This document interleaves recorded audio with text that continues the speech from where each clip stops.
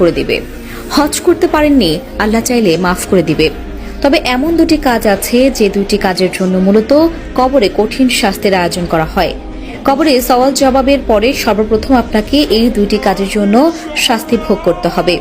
এই দুইটি কাজ কি অবশ্যই মুসলিম হিসেবে আমাদের জানা উচিত এবং নিজে জানার পাশাপাশি অন্য মুসলিম ভাই ও বোনদের জানানোর দায়িত্ব আপনারই।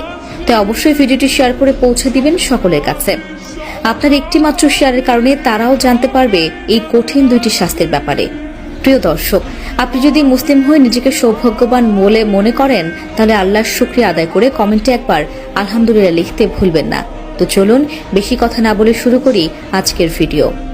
হাদিসে রাসূলুল্লাহ সাল্লাল্লাহু আলাইহি ওয়াসাল্লাম আরো বলেন, যে দুইটি কারণে তাদের কবরের আযাব দেওয়া হবে তা থেকে মুক্ত থাকা তাদের জন্য কঠিন কিছুই ছিল না। অন্যদিকে এই দুইটি কাজ মুসলমানদের জন্য অত্যন্ত গুরুত্বপূর্ণ বিষয় এবং এই দুইটি বিষয় জানার পরেও অমান্য করা মানে সরাসরি আল্লাহর সাথে নাফরমানি করা।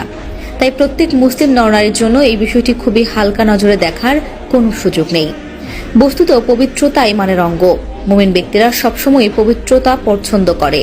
এক্ষেত্রে মুমিন ব্যক্তি সর্বোচ্চ চেষ্টা করে যাতে এই দুটি ভুল তাদের দ্বারা সংঘটিত না হয়। এটা কঠিন কোনো কাজ নয়। পবিত্রতা অর্জনের ক্ষেত্রে উদাসীনতা একদমই অনুচিত। এর পরিণতি কতটা ভয়ঙ্কর ও কষ্টদায়ক উপরোক্ত হাদিস থেকে বোঝা যায়। এই বিষয়ে অবহেলা করা কোনোভাবেই উচিত নয়। 1 নম্বরে যে কাজের জন্য কবরের শাস্তি দেওয়া হবে তা হলো প্রস্রাব করে পানি না নিলে। এই বিষয়টিকে অনেকেই তুচ্ছ মনে করেন, অবহেলা করে, কিন্তু মনে রাখতে হবে পবিত্রতা ইমানের অঙ্গ। আপনার ইমান ঠিক রাখতে হলে সর্বপ্রথম আপনাকে পবিত্র হতে হবে। অপবিত্র অবস্থায় আল্লাহর ইবাদত সহ অন্য কোনো আমল কবুল হবে না।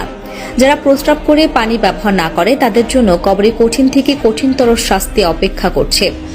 এই বিষয়ে সকল মুসলিমের সতর্কতা অবলম্বন করা উচিত। 2 নম্বরে যে বিষয়টি সম্পর্কে বলা হয়েছে তা হলো অন্যের নামে গীবত করা। যে ব্যক্তি একজনের কথা অন্যজনের কাছে বলে বেড়ায় এবং ঝামেলা বাঁধিয়ে দেয় তাদের জন্য কবরে ভয়াবহ শাস্তি অপেক্ষা করছে এবং এই শাস্তি তাদের একান্তই পেতে হবে। এর থেকে বেঁচে ফেরার কোনো সুযোগ নেই।